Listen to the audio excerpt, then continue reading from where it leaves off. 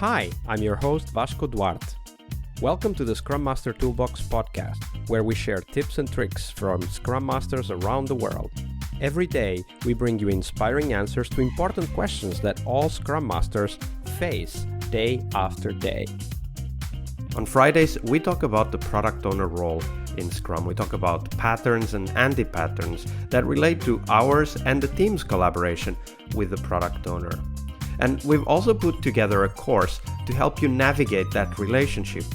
There's 18 modules, nearly 8 hours of tools, techniques, videos, handouts, presentations you can use to help you and your team work better with your product owner. The course is available at bit.ly/coachyourPO. All lowercase, all one word. That's bit.ly/coachyourPO. And now, on to the show, the Product Owner Show.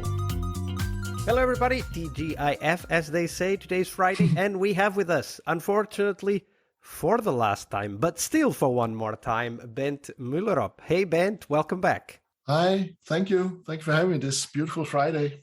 Absolutely. It's the time really goes fast here on the podcast. Yes. It seems that just 50 minutes ago it was Monday. Yeah, that's also how I feel it. Yeah.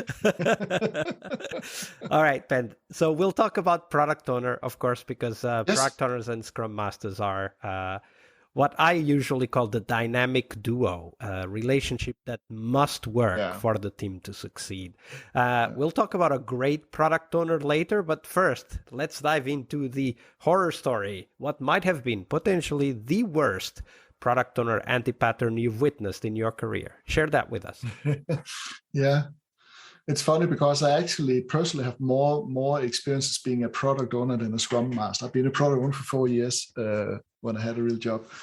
Yes, the worst product owner pattern I have seen is when a product owner don't have the mandate to be the product owner, kind of a proxy for somebody else. And when the product owner not having enough time to be the product owner. Product owners who act like, well, I need to be there for the sprint planning. And when I've been there for the sprint planning, then I'll see the team again at the review. Not realizing that there's so much interaction going on that needs to go on together with the team, but definitely also with the stakeholders in between. I usually say that there's a direct relationship between the effort and the focus you put in being a product owner and the effectiveness of the team. We talked earlier this week on high-performing team and highly efficient team and so on. Well, it doesn't matter we have a highly efficient team, high-performing team, if they're not doing the right stuff. So therefore, a product owner who takes the responsibility for refining the backlog together with stakeholders and of course also the team, a product owner who's available for the team to give early feedback, maybe at a daily scrum, standing there behind the team and then, well, we are done with this and that. They want to see that, dear product owner. Yes, let me see it now and then I can give you some early feedback. Product owners who are willing to also negotiate so that we might get the need for the customer or the user fulfilled in a different way. And a product owner who is providing answers as soon and as fast as possible. That's extremely important. So this waiting time here, that we can eliminate that. Waiting is one of the types of waste in Lean also. Right. Absolutely. And a lot of the times the team waits are with missing information. Right, like otherwise they would be working on something. I like the gearbox metaphor you used yesterday. And if the Scrum Master is the oil in the gearbox, I would say the PO is the gearbox for the team that is the engine. Right, because if the gearbox is broken, the engine can't do anything. Right, like if a gear is missing or the gears are broken, like. If that's not there, the team can't do anything. And I very often talk about the PO as being kind of the kind of amplifier of the potential that the team has, and also the fact that the PO is, a friend of mine shared that with me recently, potentially the hardest, most complex job in the Scrum framework. And there's so little about it. I mean, I'm to blame here as well. I mean, I do have a Scrum Master podcast. I don't have a product owner podcast, right? Well, maybe there's some development for you there. Yeah, there you go. Yeah. So, I mean, we do have the Friday dedicated to the product owner, but sometimes it might seem that the product owner is not the most important job, but it is in many aspects the most important job. Well, first of all, thank you for improving my metaphor on the gearbox.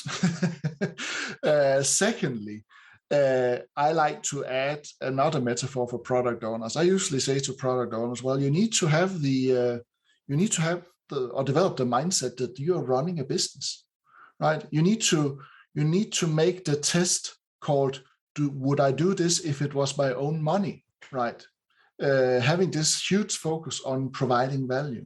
And in order to be able to do that, you also need to have the authority and the mandate, right? If you just becomes the proxy between the sponsor and the team, well, then things are usually going slower and slower, and the team might actually begin to disrespect you, or not respect you at least, right? They might go and talk with the sponsor directly instead.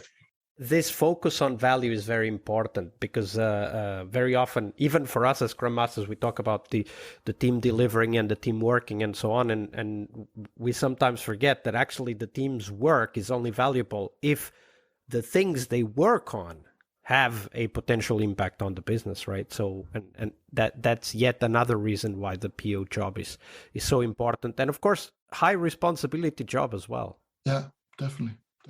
So, Bent, now we turn our attention to the opposite, the mirror image of this, which might have been potentially the best product owner you've ever worked with. Describe them for us. What is the best product owner? If I'm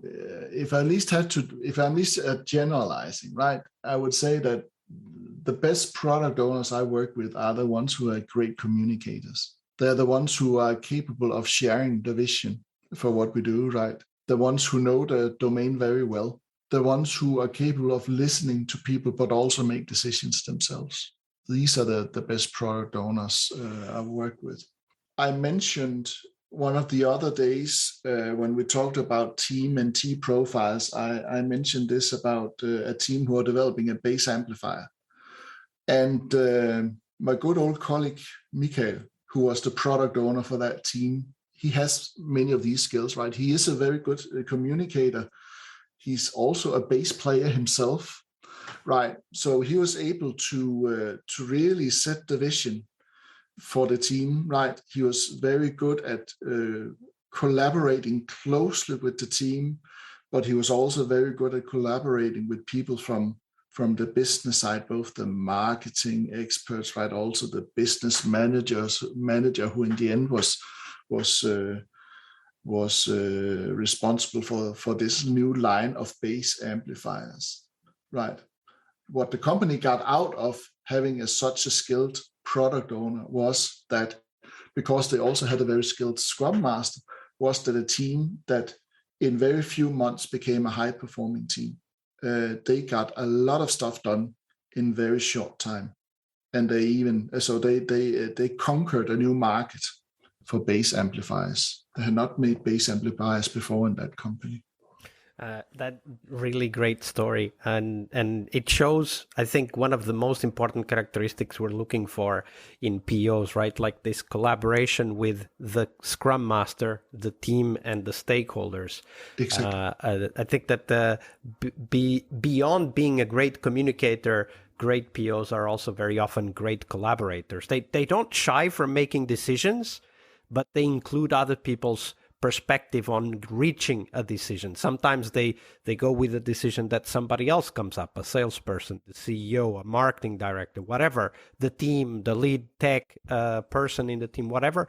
And other times they just say, no, we're not going to do this because it doesn't fit the vision. And that ability to make that decision and to always be consistent is very important for the success of the team and the product, of course. Yeah. So you need to be very brave to be a good product owner. You need to be very brave to be a good product owner. That's Yes. a great way to finish this description of a great PO. Thank you very much, Ben. We're You're almost welcome. done here, but before we go, where can people find out more about you and the work that you're doing? Well, you can look at our homepage, which is betterchange.consulting. That is the company that I work with many peers as agile coaches and change agents.